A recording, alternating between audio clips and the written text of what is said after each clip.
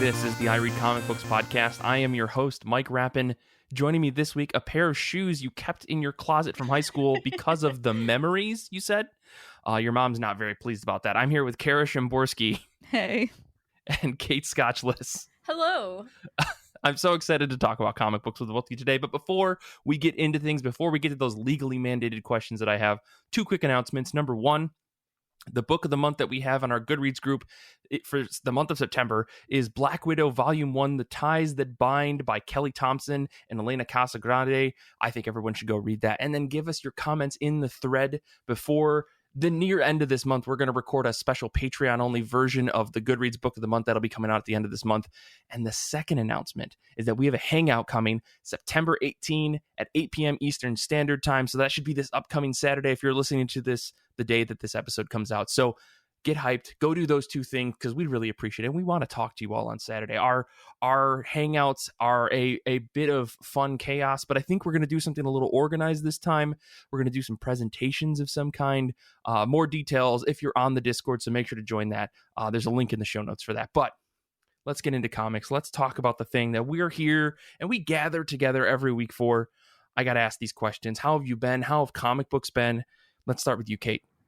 I have been good, but hurting because someone recommended Sweet Tooth to me, a guy named Michael, one Michael Rappin, and Jeff Lemire is just out to break hearts. So I read Sweet Tooth Volume 2, and I'm most of the way through Volume 3, which I'm not going to discuss it because what you guys really need to do is just listen to the IRCB miniseries on it, Candy Bar, Antler Boy. It's a delight. I mean, Danny and I, we've got a lot of love for both that show and the comic book. So yes, 100% agree with that. So the other thing I read this week was, well, short of what I'm going to talk about later, was Christie's Great Idea, which is the graphic novel edition of the very first Babysitter's Club book. Precious. And it was done by Raina Telgemeier. And What? Yes. Okay, hear me out. Yes. So let's back this way up. For those of you who may not know, the Babysitter's Book Club series is a wildly popular series of middle grade books that were written between 1986 and 2000, which is squarely I was the exact demographic when these things were coming out. Right. You have forcibly transported me to my uncle's cabin in Maine, getting dog-eared Babysitter Club book fair, out from the library and just reading them under the trees. Oh my God, I'm 7. So this is created by Ann M. Martin, who wrote the first 35 novels in the series, and then the rest of them, and there's more than 100, were written by ghostwriters. And it was fun fact, one of the most successful series in the history of publishing.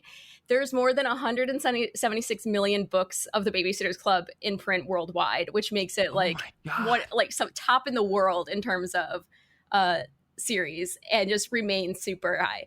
It also had a bunch of spin-off series, one of which, and this is relevant, I promise, was the one I actually started with because it was for earlier reading level, was Babysitter's Little Sister, which had 122 novels for younger readers and 6 super special quote-unquote novels. And instead of being centered on Christy Thomas, it's centered on her 7-year-old stepsister, Karen Brewer.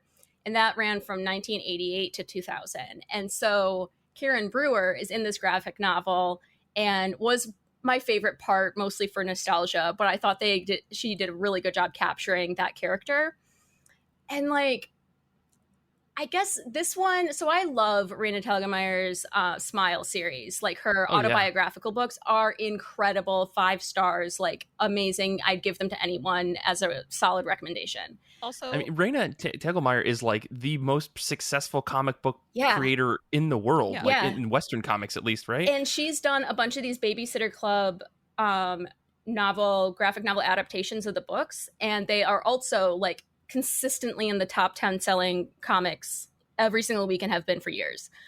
I think that if you're having a conversation about comics and you are not mentioning Raina Telgemeier, you're not actually talking about comics. You're talking about the part of comics that you want to be talking about, but not the whole. Right. Yeah, it's like Raina Telgemeier and then whoever does Dogman. Like, I don't know who that is, but that's the one that like everyone. Yeah. So I feel like this one is enjoyable enough that I will get the next one from the library, but I definitely like her autobiographical ones a lot more. And so this one, I'd say like I'd absolutely recommend it for middle grade readers, but I wouldn't recommend this for adults unless you too have major nostalgia for the series. I don't know that it would be like a true all ages in the sense that you'd really love it as an adult unless you were like me, right? What is sincerely, truly all age fair is the new TV series on Netflix that is fantastic for no matter how old you are.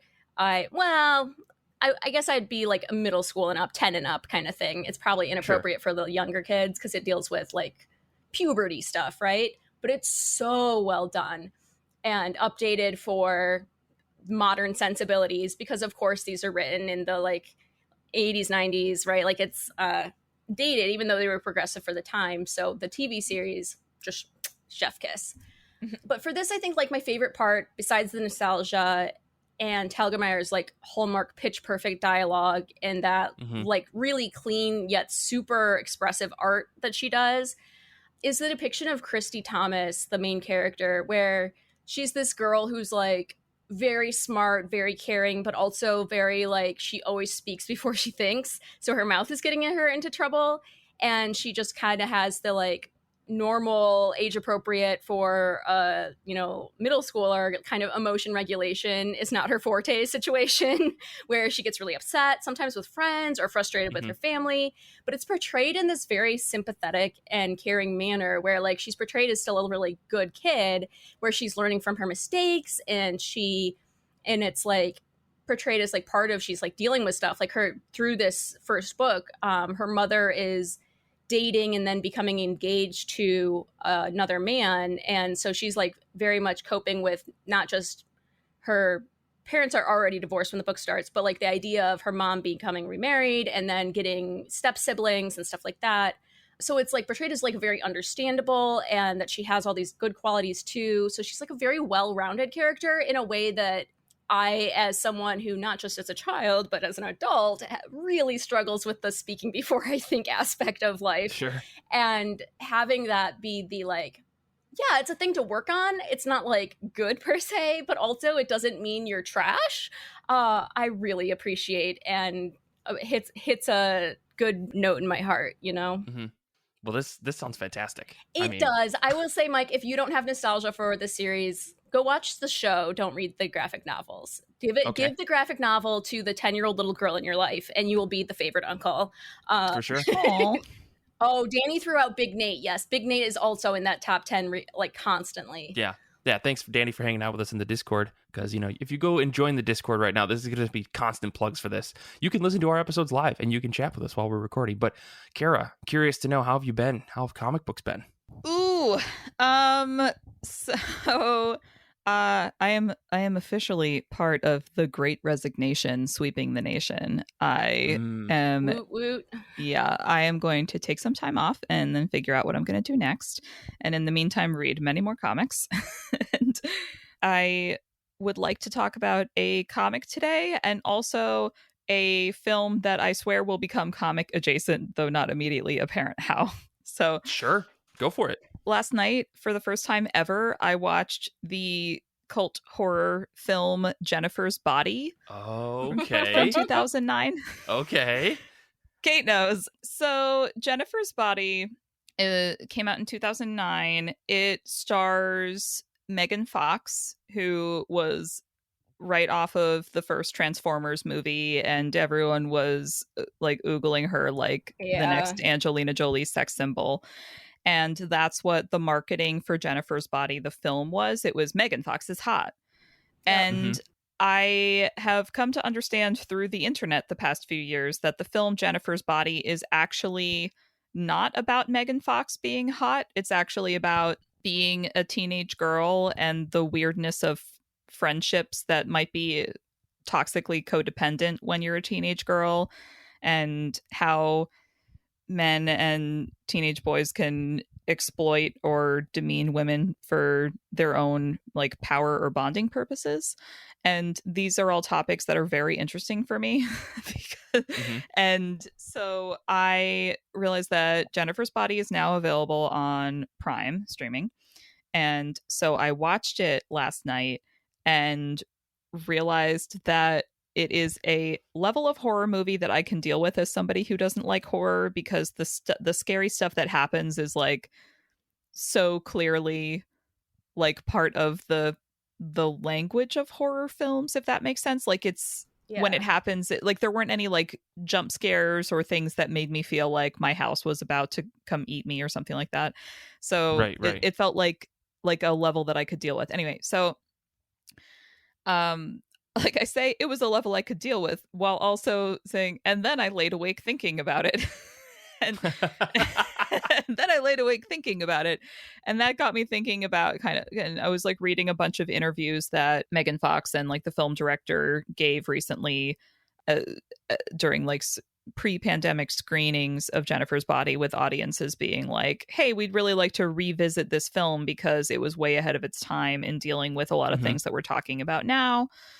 And kind of hearing Megan Fox telling how she felt like she did such a good job playing the character of a teenage girl possessed by a man-eating demon, because she felt like she was kind of in that place at her life. Right. So like all of this was, you're telling me, coming off of the first Transformers movies, that she was maybe feeling like jaded to like all of the men in the industry who were treating her like an object. Yeah. there's like I know there's some fun cameos in this film. Chris Pratt shows up for about 5 seconds as like what? He shows up as like a cop trainee who's trying to sleep with Megan Fox's character, who's underage. Amy Sedaris shows up as one of the character's moms for about 5 seconds. Like, nice. It's fun if you like fun cameos. And so overall, would recommend. And because I was lying awake thinking about Megan Fox, and I was like, okay, how do I turn this like horror train of thought into something that will make it easier to fall asleep to? And then I got thinking about how I don't shut up about how Megan Fox was brilliant in the Teenage Mutant Ninja Turtles films. Brilliant in the TMNT films. And like she's very funny, but she doesn't get the opportunity to be funny because everyone's like, but she's the hot one. And I think that her portrayal of April O'Neil in the TMNT films is like the Lois Lane that we should have but somehow don't, because Lois Lane in the last like 40 years has been more or less explicitly portrayed as like Superman's love interest. And she's there to kind of be his love interest.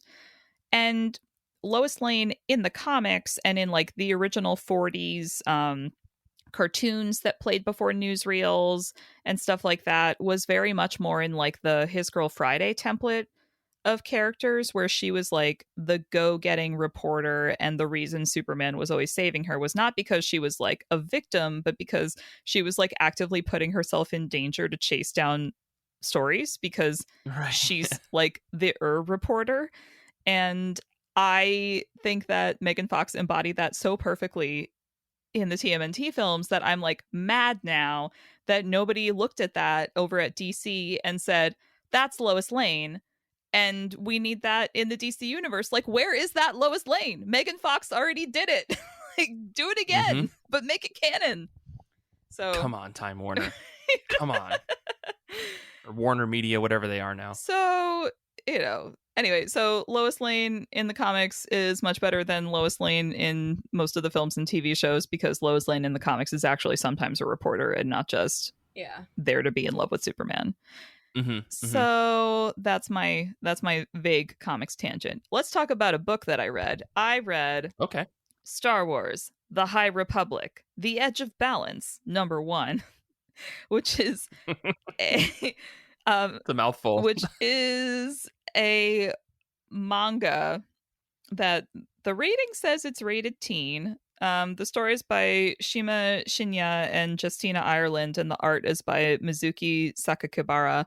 And this is the first time I think I've read a Star Wars manga, and I think the format is very well suited to telling Star Wars stories, just maybe not this exact story. So in manga, you get a lot of like, I think manga does very well with like dynamic fight scenes and showing mood and atmosphere, which translates very well to dealing with concepts like the Force and the connectiveness to the world around you as a Jedi and so forth. And this is my first exposure to the High Republic concept. Like, I know that they've had a lot of novels about that already, and they're on my to read list. And now that I will not be going to work every day for a while, I will finally have time to read them. But so this being my first exposure to this like subset of the Star Wars universe, I felt like I was maybe missing something, because this has a very clear like number 1 on it. So I would think that as a young adult, or even like, this says teen, but I think this is middle school, really. Like, you pick up this book and you start reading it, and all of a sudden you're like, who are all these characters? Because there's like 15 characters. I might be exaggerating. There's like 10. Sure. But like, everybody has a name and they show up, and the layout gives them a focus that tells you this is someone important, but then they like vanish again. So then that makes me think, oh, this is a cameo from a character from another part of this project. Sure. But since the books that are written by like the one that Charles Soule did was marketed to adults, so why would I, as a middle school reader, maybe like walking past the book section for my age, know anything about this world so far except this book that I just picked up? So that's my little critique about this, is that I felt like it wasn't just diving into a new story. They're like referencing planets I don't know about, and like a great evil that I don't know about. And I'm just like, I'm so confused. But in terms of like the Jedi stuff, like lightsaber battles and figuring out if you're like sensing something happening, and like the Padawan construct, like that is all like pretty easy to follow. It's like the bigger concepts where I'm like, there's something else going on here. And if I was just picking up this book, I don't know if I would necessarily know everything that's going on here. That said, the evil in this, I mean, it's kind of a spoiler, but it very rapidly presents as like a sentient flesh-eating plant situation. And Okay. And this is the kind of thing about Star Wars I do wish they would do more of, because Star Wars is like, you could literally do anything, but so much of Star Wars is a humanoid. Right. And it's like, you're in space. You have like a life force binding everything together that can help you manipulate energy. Like, literally anything could be sentient in this world. Right. So very cool to see that happen. I do think the one thing that was the most annoying to me is that there is a Wookiee character in here.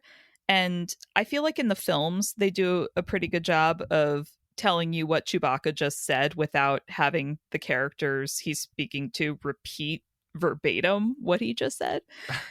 Or no subtitles and stuff like that. Could you imagine a Star Wars with subtitles just for the Wookiees? I mean, because they do subtitles for other aliens in the series, right? But they don't do it for Wookiees, and I actually love it. Tells me they curse too much. That's why they don't subtitle R2-D2. That's the only explanation. So, but in this book, every time the Wookiee goes, they like repeat exactly what he just said to them back to him, but phrase it as a question, and that got it real old real quick for me. Yeah. And that just might be like a reading level thing, but sure. I'm also very big on trust your audience. So if you're writing dialogue and you think that people aren't going to follow along with what the Wookiee's getting at, then that to me just is not a good fit for what I'm looking for in a Star Wars book. Anyways, if you have young readers in your life and you want them to be reading Star Wars stuff and they like the manga format, this is a pretty good way to go. If you, as an adult listening to this show, are into Star Wars and want to read a Star Wars manga, you could try this, but you might be like me and be annoyed by the Wookiee stuff. So that's my assessment. Wookiee stuff. I think that your note though about how manga seems like a really good like format, and just the way that stories are told in manga books compared to the way they're told in Western books. And while there is some overlap, I think that like manga definitely has that feel, which is why I'm I also feel like anime has this same feel. Like Japanese anime has this same thing, which is why I'm super hyped for the anime Star Wars thing that they're doing in the near future. That trailer had me like falling out of my chair. So like, if you're saying that this is pretty good, I have to imagine that the anime thing that we're going to get pretty soon is going to be just absolutely insane. Story might not be there, but who cares? It's going to look really cool. It will look really cool. This is probably a stupid question because of course you did, but did you read the Lost Stars manga? I did not because I love the audiobook so much, but if you think the manga's good, I will add it to my cart this very moment. I have only read the first volume. I don't typically like manga and I enjoyed it. So whatever that means, maybe that means it's less manga-esque. I don't know, but I liked it. Medium praise. Yeah. Well, for me this week, I have been, since we were off this past week, I was doing a lot of thinking about Ice Cream Man, and I don't know why. It's in my head. I want to read more of it because Nick and I recorded that mini-sode, and now I just want to consume the rest of Ice Cream Man. And anyways, but on top of that, I read a bunch of stuff. I read probably like almost 100 chapters of Jujutsu Kaisen because I'm very close to being caught up. And it's okay. There's a really cool point, and then the book has started to trail off. And I've heard that's kind of the consistency of the last, 50 chapters of the story. So I'm not very excited. But regardless, I did read some pretty good books. The two of the 5 stars that I gave in my personal reading list were the Unbelievable Unteens #2. This is by Jeff Lemire, art by Tyler Crook. The story for this book, pretty good. It's another Black Hammer story. So if you're into Black Hammer, definitely pick this up because it's cool. But really, the unraveling mystery of like who the characters are in the comic and like what happened to cause them to lose their memory, that's about as deep into the story as I'll go here, is interesting. But the thing that sells me on this book every time, and the whole reason I wanted to read it in the first place, is just more Tyler Crook art.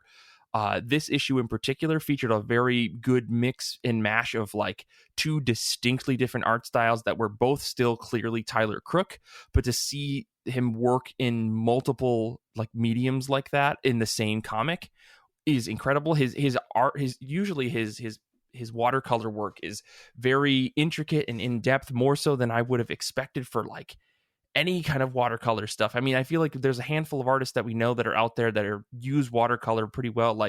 And I feel like Crook just does something so different that makes his art stand out every time I see it. And then to see him switch over to this retro faux thin line, very exaggerated like faces and attributes of characters that you get from like comics from the 50s and 40s and stuff, and to see him be able to balance, and then at one point those 2 overlap in the middle of the issue, I was blown away. Like, I'm reading the comics sitting on the couch next to Kelly, and at one point I just was like, oh my god.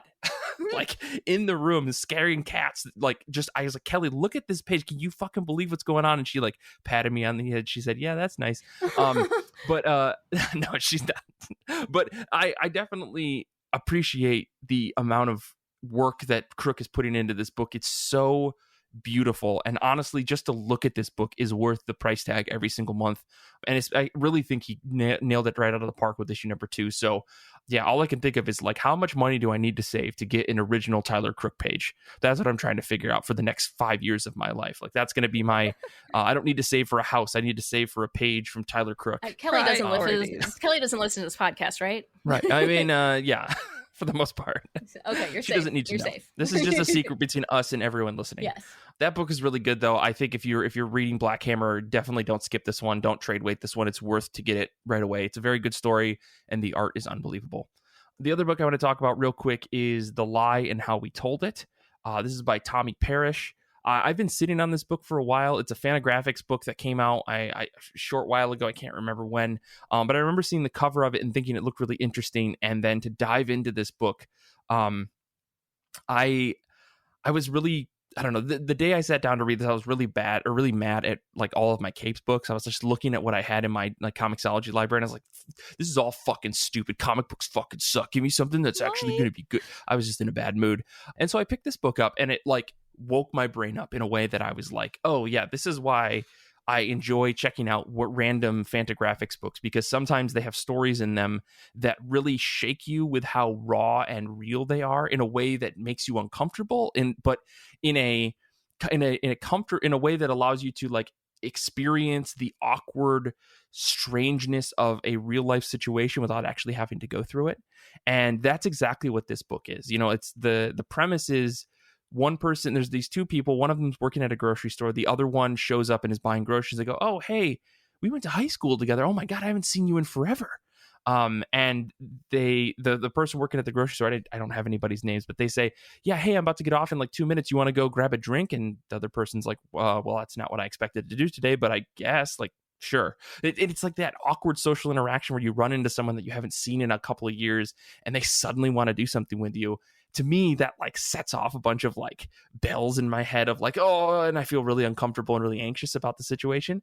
And to see the inner minds of two people in that moment and have like them reflect back on their college days, and the story unfolds talking about, why didn't these two ever get together? They seem to kind of like each other. They get along really well, but they're mean to each other, but in a way that you can kind of be mean to your friends or brutally honest with your friends. And the core conceit of this book, I don't want to spoil it for anybody, but I was really just like in awe with how natural the ending of this story developed in such a smart way. And the way that it ends was it was ambiguous, but also extremely satisfying at the same time. So if you get a chance, I highly recommend this book. Parrish's art is extremely weird. I'll just say that. Like, you're not going to like this art unless you're into abstract, like humanoid shaped people. The art in this book is a little out there, but I think it's worth the price of admission. Even with that, I mean, if I don't know, I say you're not going to like it, but I think it's very drastically different than what you would expect for normal comic art.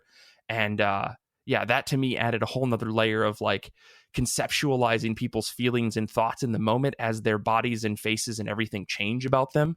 And it's really abstract, but the story is very, very good, and totally loved it. So I definitely would recommend that book. Cool. Yeah. Like, and I guess my last note here is overall I really enjoyed it because it felt really raw and extremely real, and like this is a situation anybody could probably find themselves in, not like with the exact situation and the context and all that, but it felt like a real conversation between two people. And I just can't get over it. Like, I sat with that book and I kind of just went, wow. Like, I was really, really impressed by it. That's how you know a book is good, is when you keep thinking about it after you close it. Exactly. Well, yeah, let's move on. Let's talk about comics that are coming out this upcoming week. Comics are dropping on September 15, or just because, maybe instead of that, you pick a book that you're reading next. So let's start with you, Kara. What are you reading next, or what are you excited for? Okay, so sort of in keeping with our theme of what we're talking about later, I just want to point out to everyone that coming out this week is Harley Quinn, the animated series, the Eat, Bang, Kill Tour #1. And again, that's a TV show that I will be actually watching once I have all the free time. But the cover of this book has Harley Quinn and Poison Ivy just full on making out, like in a spotlight with all these other characters just like staring at them.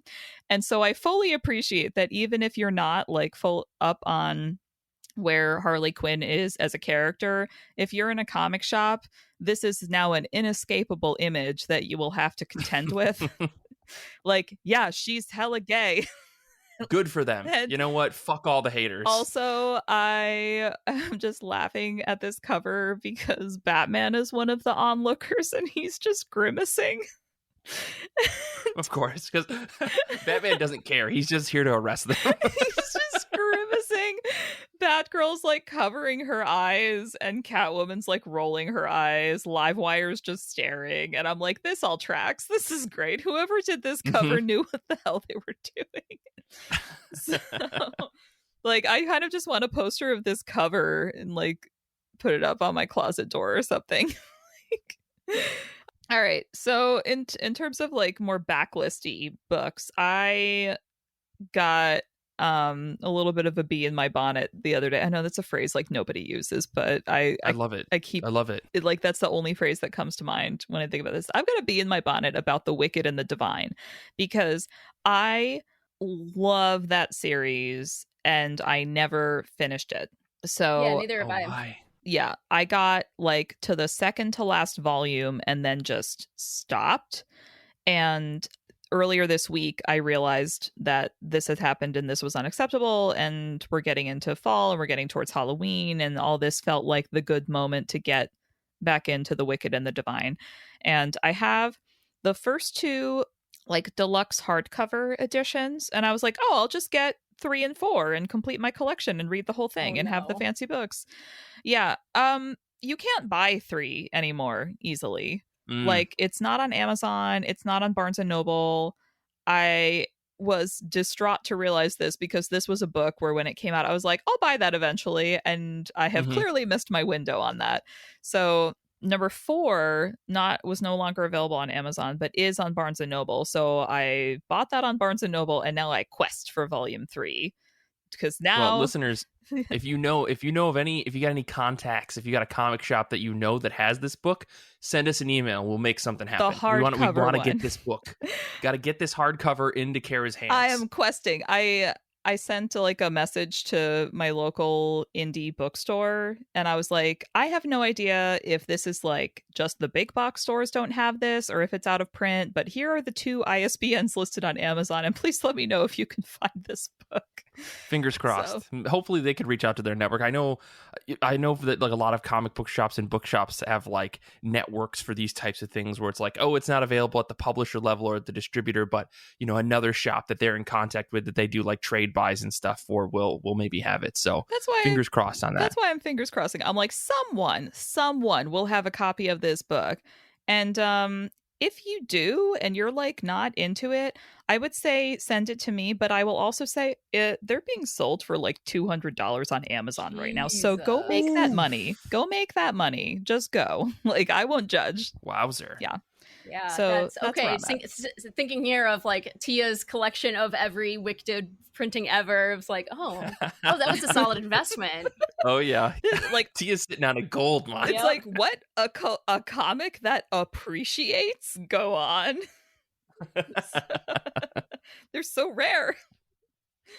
Well, we got to get that in your hands. If you can't read it in that way, we'll hopefully find another way. Maybe we'll get you single trades just to tide you over so you can read the story. I know, but now, then eventually we'll update your collection. But now right? It's about having the collection. Now it's about being completist. So now I'm getting nervous about Hellboy because I started getting the library editions of Hellboy. So now I'm like, oh damn, do I have to like actually feel like that's a lot of money to drop right now? But I'm like, but what if they sell out? So right. Once it becomes scarce, that's when I want it. I'm a textbook marketing case. Like, hey, I'm the same exact way. Chainsaw Man started going out of print, and I paid stupid amounts of money to get those manga in my hands.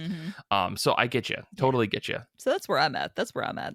Mine, I have them all in just the plain old basic paperbacks. And so I do have it on my, I'd say sitting on my shelf, but my bookshelf broke, so they're sitting in a box. Gotcha. Yeah, that was an unfortunate event, but I definitely, by the time I got the last couple, I think 3 volumes, it was at a point where it's like, I need to reread the series before reading those. And that's why I have not done it yet, because it's like a thing to go back and read all of them. So totally gonna do it. Definitely gonna do it. Not right now. They're hidden in a box. Question is when. But yeah, someday. Question is when. Well, Kate, what about you? What are you excited for? Or what's on your next to read list? The thing sitting on my bedside table is The Magic Fish, which is an OGN by Trungly Nyan, which is, and it's like, Nguyen. Is it seasonally, Nguyen, sorry. Is this seasonally appropriate? No. Am I going to read it next anyway? Absolutely. I have waited months on hold for this at my local library because Book Talk is destroying like the holds lists. Like this went viral, and is that how I saw it? Yeah, okay, shut up. But like, also, I should be the only one who sees it so that I can get it immediately. I mean, Kate, if you needed it that bad, you could have just called me. I would have just mailed you my copy. You could have just read that. Everyone should know that Mike is a sweet, sweet boy. But okay, so this book is a YA coming out story of a Vietnamese boy whose parents are like struggling with their English, and that's making it really hard for him to find the language to tell them about what he's going through. So it's about him trying to navigate his life through fairy tales, which gets into that whole like theme that I love of like how stories connect us all. And it has beautiful artwork, and it just looks fantastic. I am ready. and very excited for this. This this is looks like one of the most gorgeous. beautiful books I own in my collection, honestly. Like I only know Nguyen as Chungles because I saw them at a comic convention years ago, and I was like, wow, this is really pretty art. And like at the time, I don't think they had much work. They were just like doing drawings and different things and illustrations.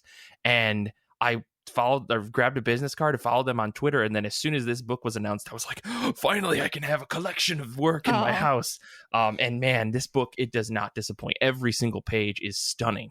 So Kate, I wish you the best of luck. This book is going to floor you. I did flip through it as soon as I picked it up from the hold shelf, so I have looked at the art a little bit, but I have not read it yet, so very excited.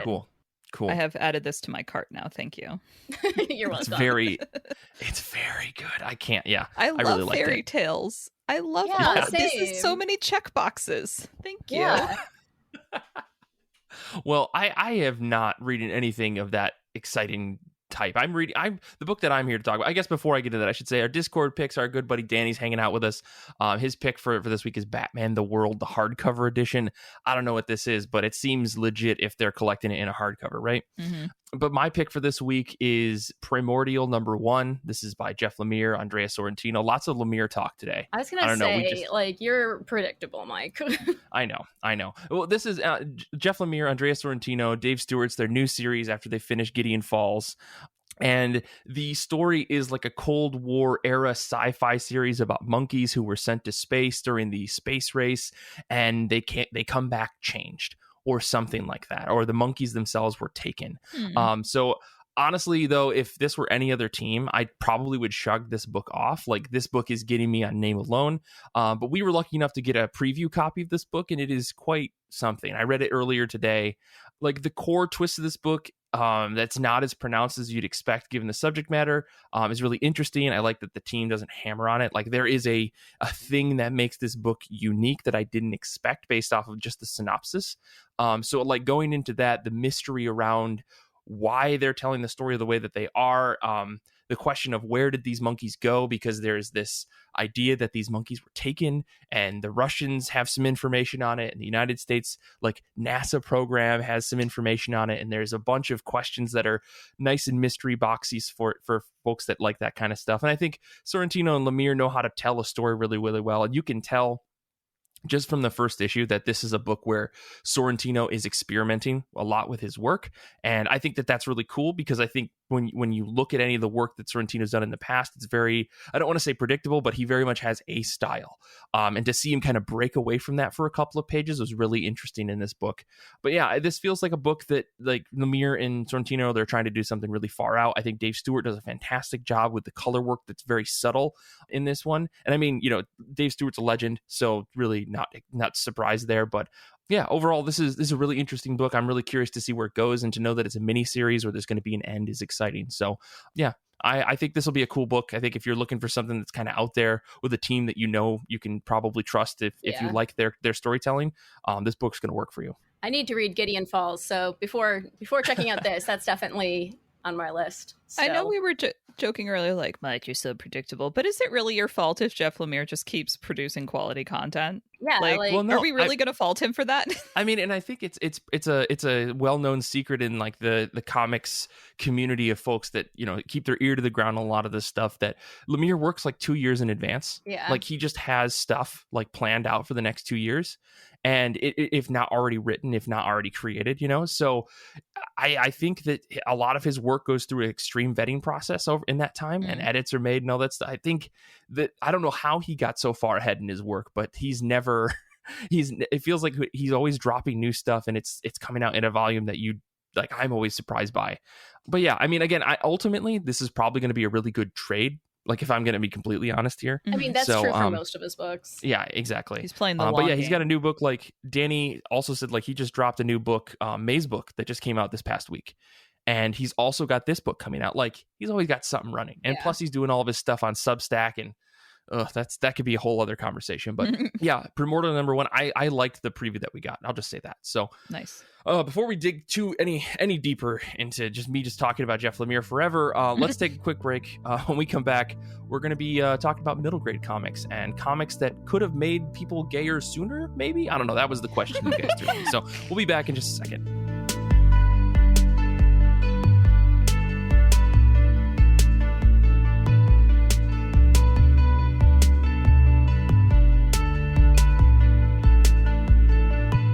This week on I Read Comic Books, we're asking a question. Well, I should say I was pitched a question. Would this comic have made me gayer sooner? An exaltation of middle grade comics. So Kate and Kara came to me with this idea of talking about books that they wish that they would have had when they were younger. And they both gave me a bunch of recommendations of things I should read. So I sat down and I read Snapdragon. I think Kate and Kara, you both read Snapdragon. So we're here to talk not about just that book, but also books that offer really good representation that would have been great for us, I think, as younger kids. So I guess, Kara, Kate, to get us started, like, what do you think makes Snapdragon such a great book? I mean, because overall I loved it, but I'm curious to know what your takes on it. I guess we'll start with you, Kate. Okay, so leaving aside the fact that it is beyond gorgeous art, that it is fantastic just visual storytelling, that the writing and story are just so page turner. So all that stuff aside, the thing that got me so much is that it has representations of the sorts of things in the gender spectrum and LGBT ideas that just were fully absent in absolutely any media that I consumed in middle school. And that is not just Snapdragon, of course. Like, there's so much more stuff like that out there now than in the late 90s when I was, that middle grade age. So the thing for Snapdragon that made it stand out so much to me is it is the only story I've ever read, watched, listened to, like, full stop, the only one where a character questions if they're trans or not, but comes to the conclusion that they, like, feel female. They just don't conform to the society's, like, bullshit version of what feminism is, like femininity is, and what it means to be a girl. And that struggle of like what's wrong with me, and am I actually this or that, like, am I actually not a girl? Like, no, actually I don't feel like a boy, I just don't want to wear dresses and I don't want to do this or that, you know what I mean? Like, I'm uncomfortable with certain aspects of what is feminine in our culture. And I was like blown away and reread it like 3 times because I've never seen that before. That was very much a thing that I struggled with in middle school, high school, and feeling just like a freak because you don't fit in any of the certain categories, right? So I really appreciated it for that. I also just adore this main character. How about you guys? Such a sassafras. I know. All right. So the things that stuck out to me in this book, like you said, aside from the art, in terms of representation, and again, this is, like we said, this is a middle grade book. Like, you would give this to a middle schooler or a high schooler to read. And like, if someone had handed me this book when I was 12 or 13, it would have like blown my mind that there are so many different ways to live your life that aren't just a man and a woman get married and make babies and have a family in the suburbs.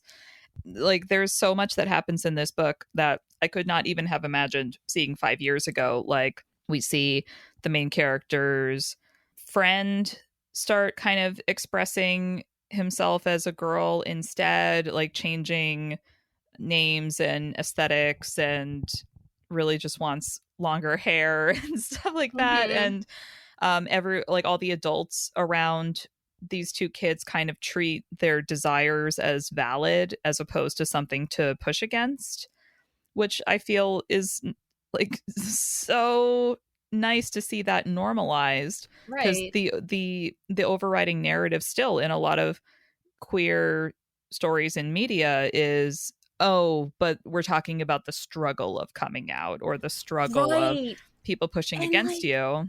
Oh, I love so much that you see, like, that's very much present for the like mentor she finds in terms of like this older woman who's really struggled with it. It's like very much shaped her life and how she has and has not had relationships, and how like that was true for that, but then this new generation of our main character and our best friend, like that is, they're being LGBT, like that is not the story. The story is a whole different thing. They just happen to also have this other stuff going on, right? Like, and that, so like the conflict of the story isn't them being gay or not, isn't them being gender fluid or not, like none of that stuff is the problem that is like being overcome with the story. And I love that so much. Yeah, I mean, I think a lot of the LGBT stories that I think we think of from, you know, the last 15 or 20 years, like a lot of them are first generation coming out stories. You know, like this is the first person I'm the first person in my family who is coming out, or I don't know anybody who's come out, or the person I do know, it was a really bad thing for them, so I don't want to, or I have to escape home in order to do that. Whereas in this story, and again, we're kind of going into spoiler territory. I think we're being a little bit vague about this intentionally. But, you know, the main character, when they start to talk about these types of topics, you know, like her mother is very like, oh, no, well, I've already talked about this with my mom. And while I don't identify that way, like if you do, that's fine. Yeah. I thought that was a really interesting like overall thing. I don't think I've seen that in many other books. I think there you see in other books, for instance, Laura Dean Keeps Breaking Up With Me is a book that I think about a lot. And that book, while I don't think that Laura's family has any issue with her being queer, it's still like she is the one in her family. She's the one person in her family. And while it's accepted, it's still not like her. We don't really see too much into her parents. Like, what are their thoughts on it? Have they met anybody? Do they have anybody else in their family that they also know is like in the community? So it's interesting to hear like the way that the story developed things. And again, I'm trying to beat around the bush intentionally, but like the is very interesting portrayal about how like the Snapdragon, you know, speaking to her mom about this whole thing, and the eventual reveal of the twist in the story that I thought was interesting, which isn't even like the biggest twist. It is a twist in the story that I was like, you're kidding me. They did what? They knew each other from when? Like that just floored me. I loved it so much. Well, I mean, that's kind of one of the other things that I thought was there were a couple other moments not directly related to queerness in this book that stood out to me that are, again, things that kind of should be allowed to be included in media targeted towards younger readers, because they're still dealing with them even if they don't have the words to express it. So one of those moments in the book for me was our main character wants to get a book that's all about animal skeletons. Yes. And the person checking out the pile of books is like, oh no, you don't want a book like this. You want a cute animal book. And the mom is like, no, my kid wants this book. My kid is getting this book. And kind of explicitly seeing that like siding with your kid moment and like pushing back against that expectation from a total stranger, because everyone has an opinion about how you should be living your life. Yes. Right. I mean, I thought that the relationship that Snapdragon has with her mom is like the most healthy parent-child relationship I've ever seen in a story ever. Open communication. What's that? Right. And the other thing that kind of stood out to me was there is a kind of a frank discussion about how if you and your partner don't agree on if you're going to have kids or not, like that's kind of a relationship deal breaker. Like that is a fundamental disconnect that you can't resolve. And that's something that you don't often see in stories, especially towards like younger kids. You want to see like, oh, sometimes it's not like one of you is a problem. It's just if you disagree about what you want from life, that's a way that relationships end, and that's normal. Yeah. So basically this book like made a lot of stuff normal that is normally not like talked about in media, let alone in a book targeted towards younger readers. Well, and it was done in a way that it didn't feel like preachy. It was trying to sit you down and have a conversation with you about it. And while like at one point, you know, Snapdragon and her mom do have that moment, the book itself didn't feel like that. You know, I think as someone trying to get into the mind of like, what would 14-year-old me or 12-year-old me think about this book? I feel like this book spends its time not over parenting, you know, Snapdragon and giving her like a weird amount of freedom that I think kids have more so than we realize. Right. And not trying to step around any strange topics, and realizing that there are things adults try to protect you from, but the kids are going to do what kids are going to do. And I think as a reader, I'm like, yeah, Snapdragon should be able to do this and this and this, and it shouldn't be a problem. And it felt really natural, and it's the type of book that I remember thinking if I'd read other things like this, because I think I just can't remember off the top of my head, of like kids kind of just doing their own thing, and like while parents are there, they're not like overbearing, and everything ended up being okay. It wasn't a cautionary tale of Snapdragon went too far by herself 6 a.m, blah blah blah, to go do this thing, and she got in trouble, so in the future it's remember, tell your parents. It's like, no, her mom's not available 24/7. She has to not survive, but she has to still live her life without that worry of like something bad is going to happen. I thought that this book showed a really, really good portrayal of a child who has to live on their own because of the circumstances that they're in, and it being okay to have that level of freedom. Like, I thought that was a really, really great unspoken message about this book. Yeah. This is a Gen Z latchkey kid. Yeah, exactly. Exactly. So this was our central book to start this thesis. So Kate, I think, was the one of us who read this first. And then we were like, we should probably all just read the same book and talk about that as a jumping off point for this conversation. Yeah, this was one of those books that when I logged a graphic novel I really liked, and I couldn't tell you which one, but it was a different middle grade or YA graphic novel, logged it on Goodreads, and it's like, here's some other books you might like. And I like clicked through the list and threw some of them on hold. And boy howdy, was Goodreads right. The algorithm works sometimes. Yeah, look at that. Sure did. Oh man, but yeah, like we've talked about kind of middle grader, younger reader books on the show before, where there has been representation, and we kind of go off about that sometimes. But it's because really this is kind of a newer thing in media. Much. And in a lot of cases, you are being shaped by the media that you see. And like, yes, by the people around you too, and the things that you're learning in school. But a lot of topics that are covered adjacently or directly in TV, in comics, in movies, like that's kind of where you're picking up on social norms.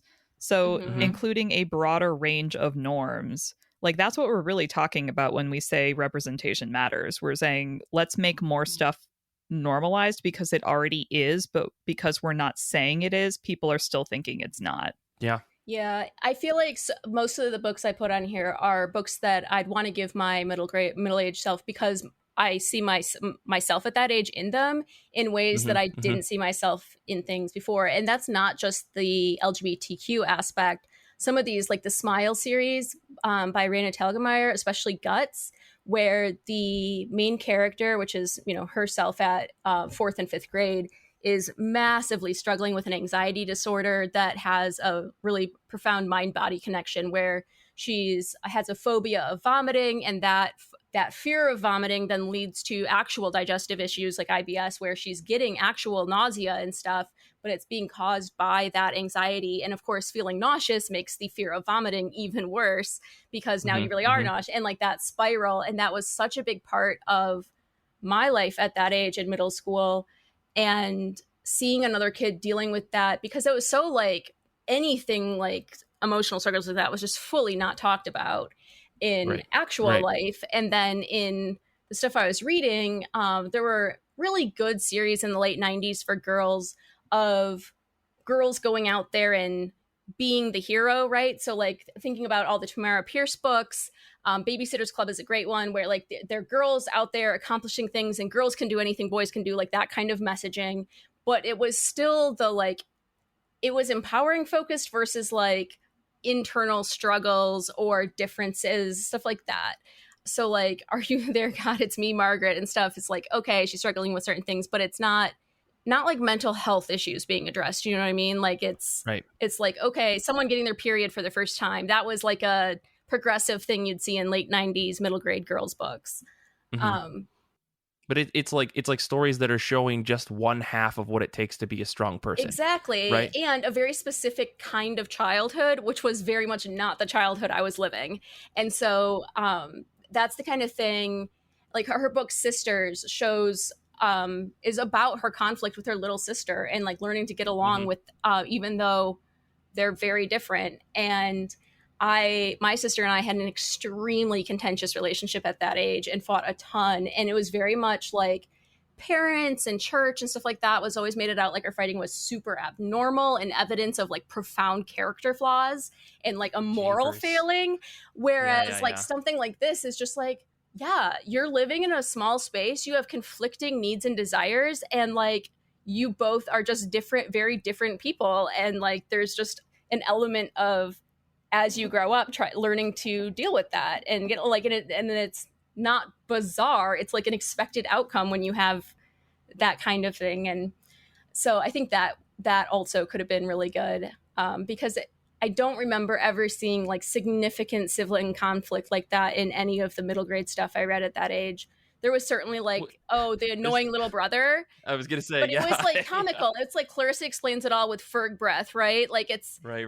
It's not like, and at the end of the day, they're actually best friends and love each other so much. And, you know, like it wasn't like serious conflict. So this is all resolved in the next 30 minutes. And then you can exactly. go about your day. Exactly. On this week's very special episode of Boy Meets World. Yep. No,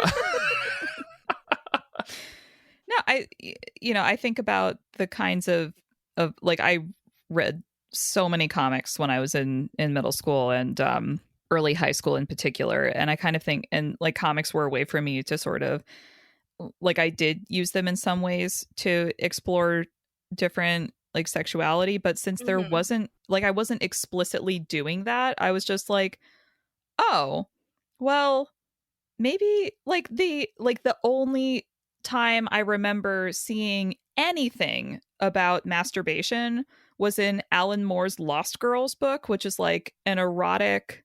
He basically takes classic like British children's characters like Wendy from Peter Pan and like Alice from Alice in Wonderland and is like, okay, and now I'm going to show them masturbating or like having sex with each other. And so as a teenager, while I was like trying to figure out stuff about my body and sexuality, that was like the only thing related to that I saw. Yikes. And that's from the perspective of like this older dude who wants to like get off to young girls like being. It was just like not the kind of framing that I should have been exposed to. And it was just, it was a comic at my library. So nobody really like thought about it. They were like, oh, look, she's getting a comic book about girls out from the library. And I'm like, not the way you think. Or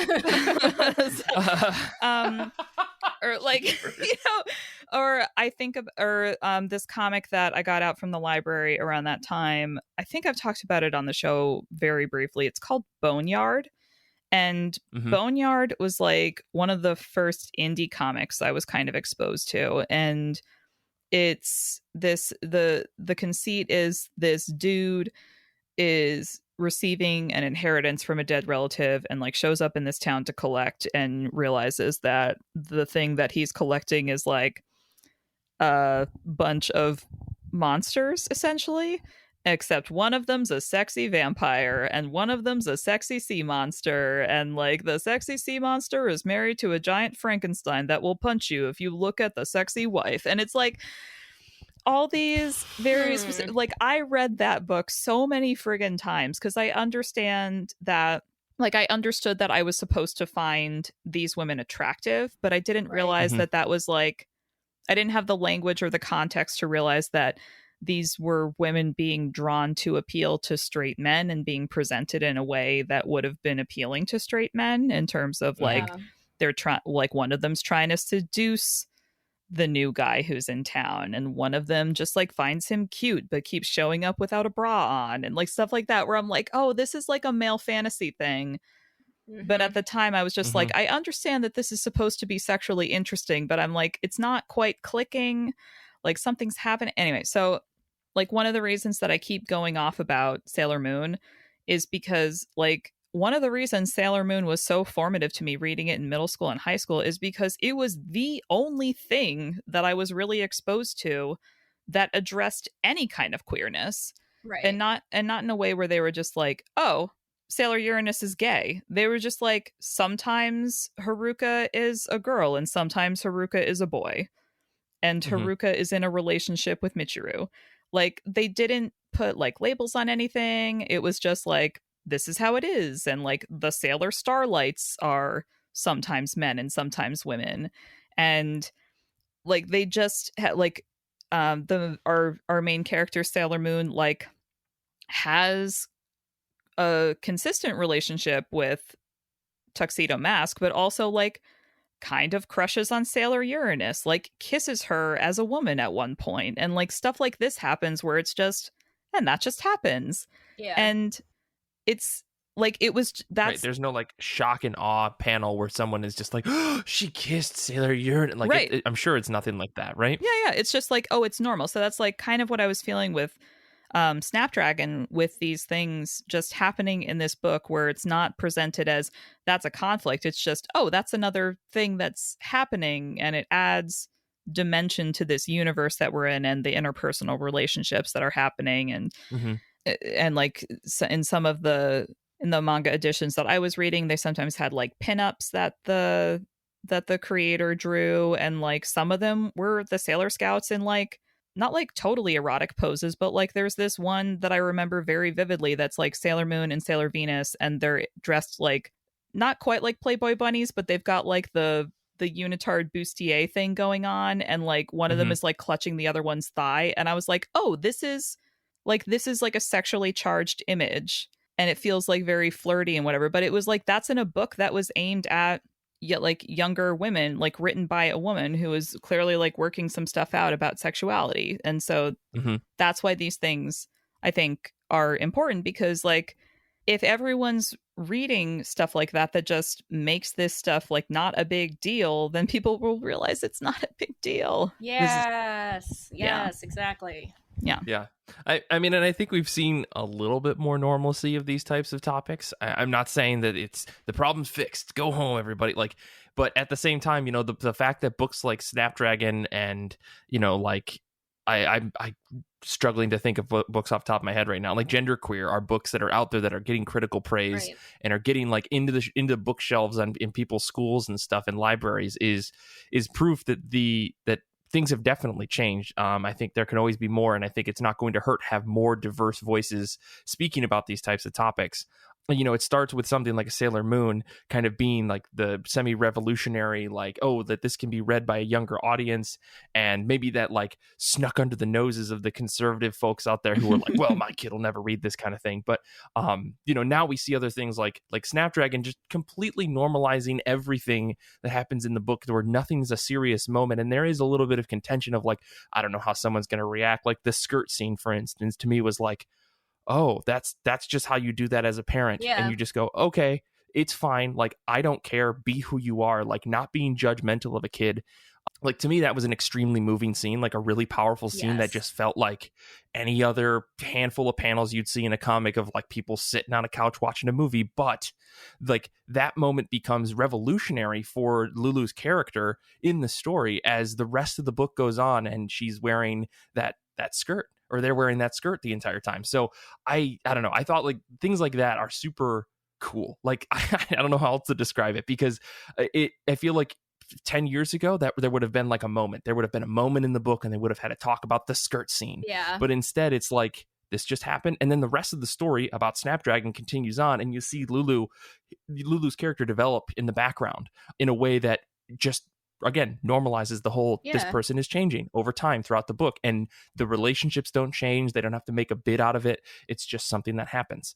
I really, again, not to make it all about the one book, but the fact that we're seeing that more and more, you know, even when things like The Prince and the Dressmaker, you know, a whole fairy tale style story about a prince who likes to wear dresses. Yes. That's amazing. Like, I love to see that kind of stuff. In a similar vein, books like New Kid by Jerry Craft, I think also are part of at least what was not at all in front of me as a middle schooler and should have been.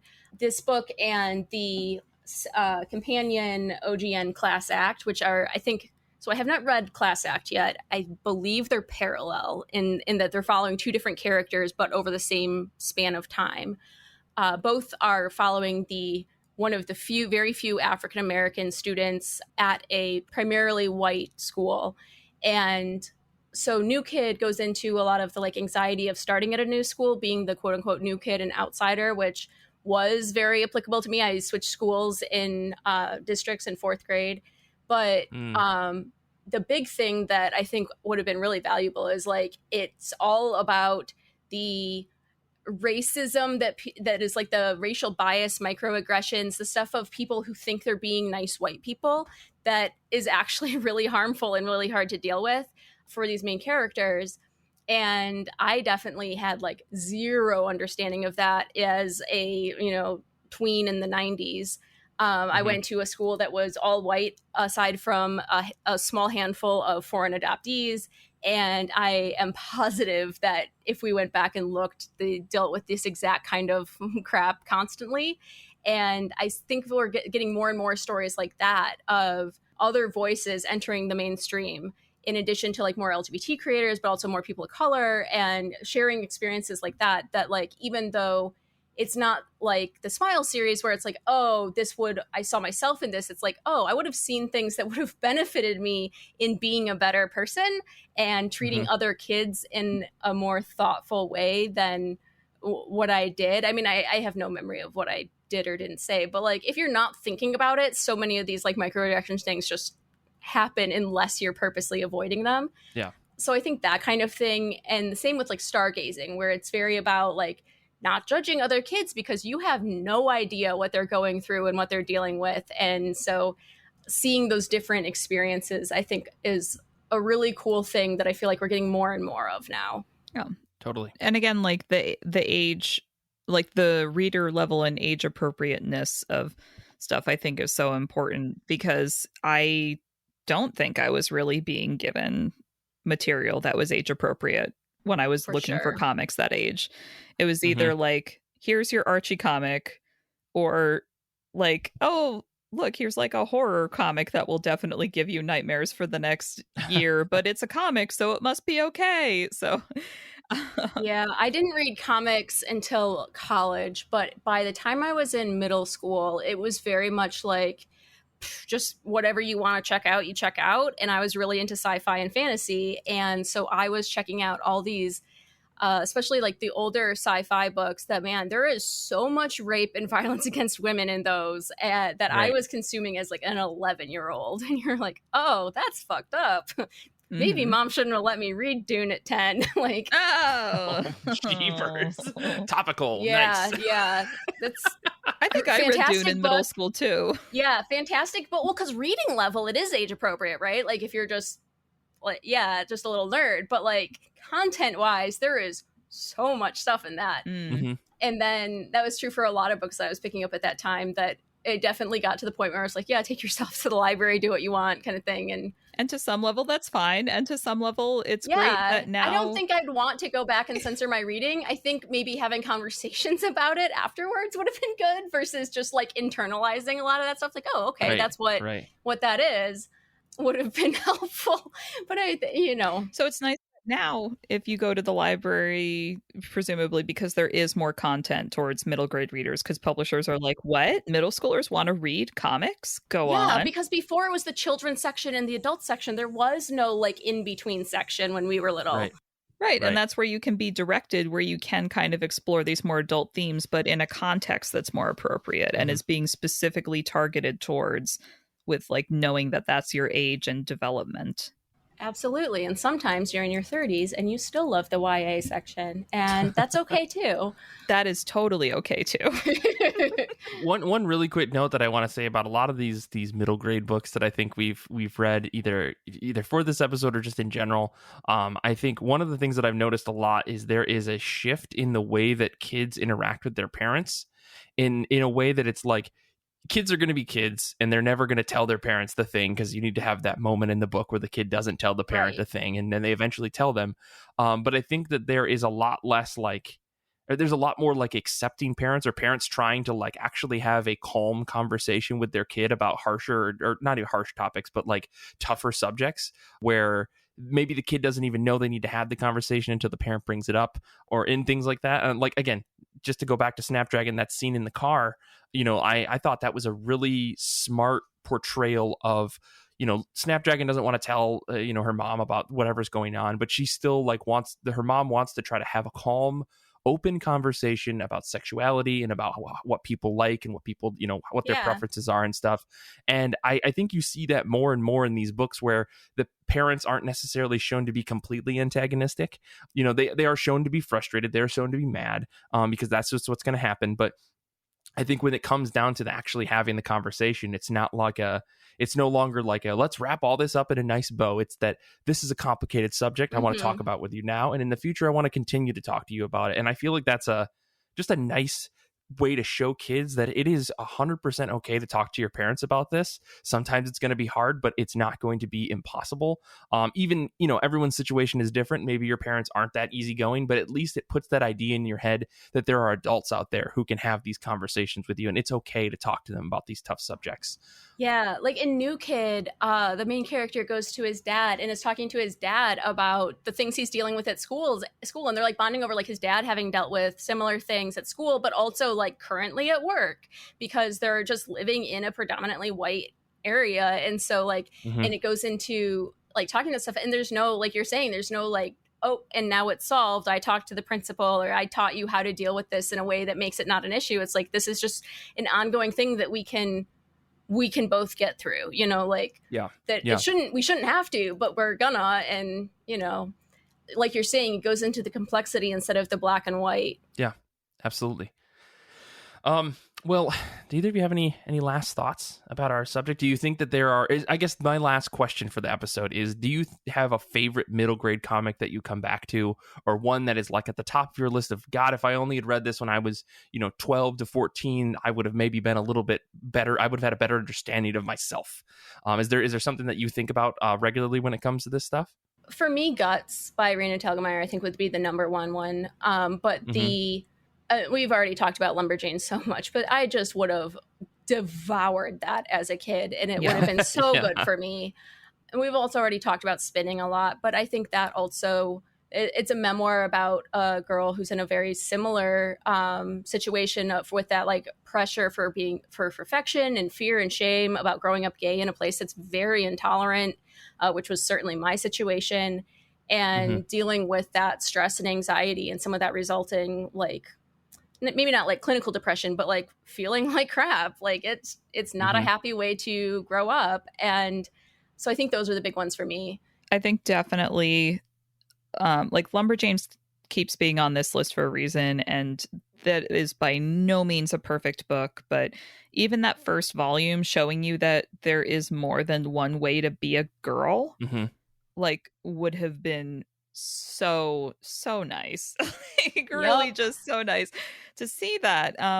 And I do also think like we add Nimona to these lists all the time, but seeing anger portrayed, like youth anger, I had a lot of emotions that ended up being expressed as anger because I didn't know what to do with them. And I think a lot of teenagers go through that, and it would have been great to see that as like anger is a reaction, and here are like, we need to talk about it, or you need to figure out ways to express it, and not it just like having that complexity about it, and not just anger bad, that means you're bad. Yeah, especially for girls, that is such a thing. Yeah. And now that I've read Snapdragon, throwing it on that list there. Definitely. But yeah, I mean, I'm so glad that we are at a point where there are more books like this. And I think some of the appeal of continuing to read young adult fiction or comics now is that earlier generations like us like didn't really have this opportunity to like learn about these things in age appropriate ways. So in a lot of ways I do still kind of feel like I'm growing up or I'm in my adolescence, because it just like now there's so many more materials to kind of figure out who we are and what we want in a way that I just wasn't really exposed to when I was younger. Yeah.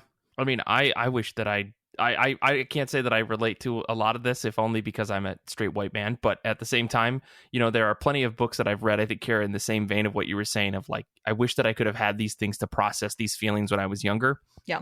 Because now it's coming back to haunt me.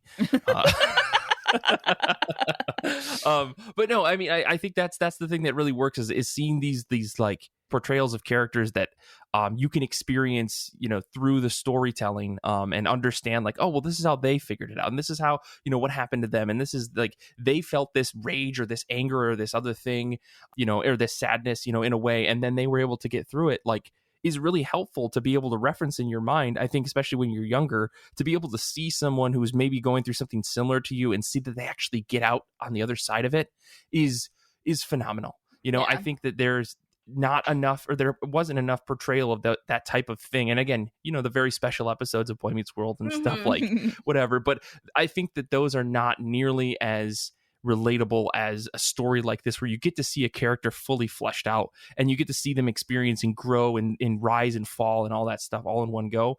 I love this kind of stuff. And I know you can get this from prose books, but as always, like, comics to me just click a lot better in my head. I feel like I've had way more emotional responses to comics in my life than I have like prose books and stuff. And I think it's half the imagery and half just the way these things are put together and structured just really hits a spot in my head. So yeah, well, I appreciate the conversation today. This is a really cool subject. I'm glad you guys brought it to me and got me to read Snapdragon, because that's going right on my shelf next to all the other fucking phenomenal second books that I own.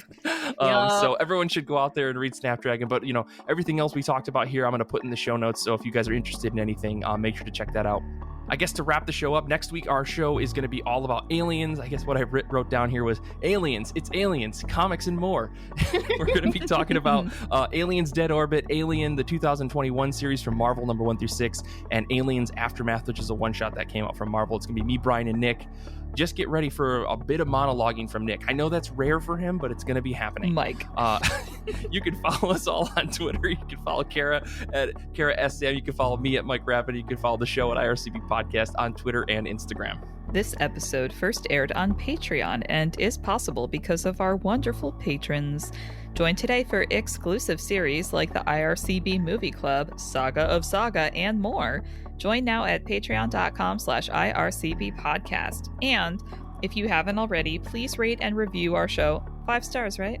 On Apple Podcasts, Stitcher, or wherever you listen to podcasts. It really does help us spread the word about IRCB. Join the IRCB Discord community to chat comics and more, and listen to our episodes live as we record. The link will be in the show notes. And it would help us a lot if you tell your friends and your local comic book shop about the show. Infinity Shred is the best band in the universe. They do all of our music. We can't thank them enough. Xander is the cool guy who makes us sound even cooler every single week. He edits the show. That's what he does. I want to say thanks to Kate and Kara for this episode. This was a lot of fun. I'm glad we got to talk about it. Thanks to everyone out there listening. Thank you to Danny, who's hanging out with us in the Discord for the whole episode. And until next time, comics are good, and so are you.